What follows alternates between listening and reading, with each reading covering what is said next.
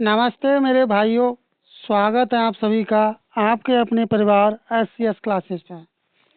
इस क्लास में आप लोग SSC GD का प्रैक्टिस सेट लगाएंगे, जिसमें 20 प्रश्न हिंदी के लिए गए हैं, जो कि प्रीवियस ईयर के पेपर से लिए गए हैं। और अंत में आपको कमेंट करके बताना है कि इन 20 प्रश्नों में से आपको कितने प्रश्नों का सही जवाब आता था। और इस क्लास को आप ध्यान से देखें, क्योंकि इस क्लास में आपके लिए 1-2 प्रश्न आपको डायरेक्ट भी रिपीट होते हुए आपके एग्जाम में दिखाई देंगे, क्योंकि अब आपके पास ज़्यादा समय नहीं बचा है। जितनी प्रैक्टिस करेंगे उतना ही आपके लिए बेनिफिट होगा। तो चलिए देखते हैं पहला प्रश्न क्या है। निम्नलिखित वाक्यांश के लिए सार्थक शब्द चुनिए जो इसी लोक से संबंध रखता हो। मान लीजिए किसी व्यक्ति ने कह दिया कि जो इसी लोक से संबंध रखता है हो, तो उसके लिए आप एक शब्द में क्या कहेंगे? तो आप लोग उसके लिए क्या कहते हैं? उसे आप लोग कहते हैं लौकिक कहते हैं। क्या कहेंगे? लौकिक कहेंगे आप लोग। इस तरह से पहला वाला ऑप्शन आपका सही उत्तर हुआ। चलिए अगला देखते हैं इसी क्रम में। और यदि आप इस क्लास की PDF प्राप्त करना चाहते हैं तो उसका लिंक डिस्क्रिप्शन में लगा देते हैं, वहाँ से आप प्राप्त कर सकते हैं। चलिए अगला प्रश्न। निम्नलिखित में से गलत मुहावरे युग्म की पहचान कीजिए, क्योंकि आपका SSC GD का जो हिंदी का सेक्शन होगा उसमें मुहावरा भी पूछा जाएगा। तो आपको सही बताना है। घड़ों पानी पड़ जाना, तो इसका क्या होता है? बहुत अधिक खुश होना। तो इस तरह से थर्ड वाला ऑप्शन आपका सही उत्तर हुआ।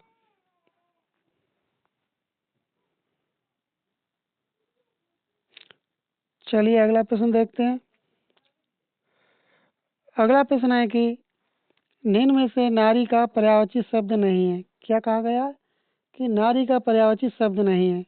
तो आपका सही जवाब हो जाएगा पूनो।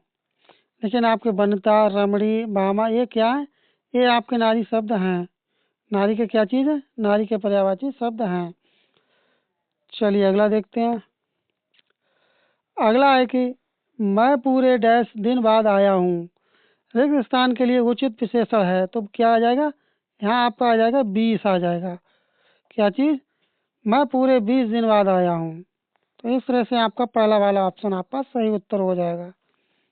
चलिए अगला देखते हैं। अगला प्रश्न है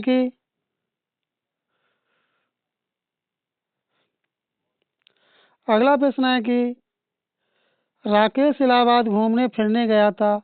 वाक्य में प्रयुक्त घूमने फिरने किस प्रकार का शब्द युग्म है? तो आपको शब्द युग्म बताना है। तो आपका हो जाएगा सार्थक और सार्थक। इस तरह से फोर्थ वाला ऑप्शन आपका सही उत्तर हो जाएगा। चलिए अगला देखते हैं इसी क्रम में। अगला है कि उसका कलम खो गया है। स्त्रीलिंग की दृष्टि से वाक्य का शुद्ध रूप है। तो क्या पूछा गया? शुद्ध रूप पूछा गया है।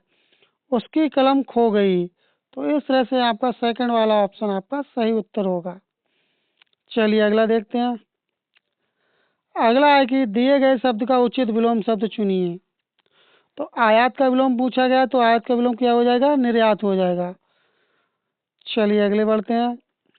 अंत में आपको कमेंट करके अवश्य बताना कि आपके इन 20 प्रश्नों में से आपको कितने प्रश्नों का सही जवाब आता है। चलिए अगला देखते हैं। राजा हरिश्चंद्र ने सदैव सत्य का पक्ष लिया। इस वाक्य में प्रयुक्त जो शब्द है, सत्य शब्द का विलोम आपको बताना है। तो सत्य का विलोम क्या हो जाएगा? मिथ्या हो जाएगा। मिथ्या भी हो जाएगा, और आपका यहाँ पर यदि वह असत्य दे देता तो आपका ये भी आपका ठीक हो जाता है। और वास्तविक का विलोम शब्द क्या होगा? आप जरा कमेंट करके बताएंगे वास्तविक का विलोम शब्द क्या होगा। अभी तक यदि आपने क्लास को लाइक नहीं किया तो क्लास को लाइक कर दें, और यूट्यूब चैनल को यदि आपने सब्सक्राइब नहीं किया तो आप सब्सक्राइब कर लें, क्योंकि आपके लिए फ्री में यहाँ पर आपके लिए प्रैक्टिस सेट और अन्य MCQ टाइप की आपके लिए श्रृंखला यहाँ पर आपको लगातार प्रोवाइड कराई जा रही हैं। और यदि आप इस क्लास की PDF प्राप्त करना चाहते हैं तो उसका लिंक डिस्क्रिप्शन में लगा देते हैं, वहाँ से आप प्राप्त कर सकते हैं। चलिए अगला देखते हैं। अगला है कि यहाँ किसी को भी इस कार्यालय का पता मालूम नहीं है। उपरोक्त वाक्य में वर्तनी संबंधी अशुद्धि है, अर्थात गलत तरह से कुछ इसमें लिखा हुआ है। इसके शुद्ध रूप का चयन करें, तो क्या हो जाएगा? परिणीयता। इस तरह से आपका जो थर्ड वाला ऑप्शन होगा यह आपका सही उत्तर हो जाएगा। चलिए अगला देखते हैं। अगला है कि वर्तनी की दृष्टि से वाक्य के किस अंश में त्रुटि है, अर्थात गलती है। हमें परिस्थितियों के अनुकूल स्वयं को ढालने का हुनर आना चाहिए। ठीक भी बात है, तो इसका सही जवाब हो जाएगा के अनुकूल स्वयं। पहला वाला ऑप्शन आपका सही उत्तर हो जाएगा। चलिए अगला देखते हैं। बिना किसी प्रयास के वाक्यांश के लिए एक शब्द चयन करें। तो इसका सही जवाब आपका हो जाएगा अनायास। इस तरह से आपका सेकंड वाला ऑप्शन आपका सही उत्तर हो जाएगा। चलिए अगला देखते हैं। क्वेश्चन नंबर 12 देखते हैं। निम्नलिखित वाक्य के किस खंड में अशुद्धि है? हमारे बाप दादाओं ने कभी ऐसा नहीं किया। तो इसका क्या हो जाएगा? बाप दादाओं। फोर्थ वाला ऑप्शन आपका सही उत्तर हो जाएगा। चलिए अगला देखते हैं। अगला है कि ये आसक्ति है और कुछ नहीं वाक्य में प्रयुक्त रेखांकित रेखार्थी शब्द का उचित अर्थ है। आसक्ति को आपको बताना, तो इसका हो जाएगा मोह, मोहजनित प्रेम, अर्थात सेकंड वाला ऑप्शन आपका सही उत्तर हो जाएगा। चलिए अगला प्रश्न। अगला है कि मोहन हिंदी पढ़ने के लिए शास्त्री जी के यहाँ गया। इस वाक्य के संयुक्त वाक्य रूप की पहचान कीजिए। तो आपका सही जवाब हो जाएगा मोहन को हिंदी पढ़नी है इसलिए शास्त्री जी के यहाँ गया था या गया। इस तरह से सेकंड वाला ऑप्शन आपका सही उत्तर हो जाएगा। यदि आपने अभी तक क्लास को लाइक नहीं किया तो प्लीज़ क्लास को आप लोग लाइक कर दें, और चैनल को यदि आपने सब्सक्राइब नहीं किया SCS क्लासेस को तो आप प्लीज़ इसे सब्सक्राइब कर लें और नोटिफिकेशन बेल आइकन आप लोग दबाना ना भूलें, जिससे आपको नोटिफिकेशन प्राप्त हो सके। और इसका लिंक डिस्क्रिप्शन बॉक्स में लगा दिया जाता है PDF का, वहाँ से आप PDF को प्राप्त कर सकते हैं।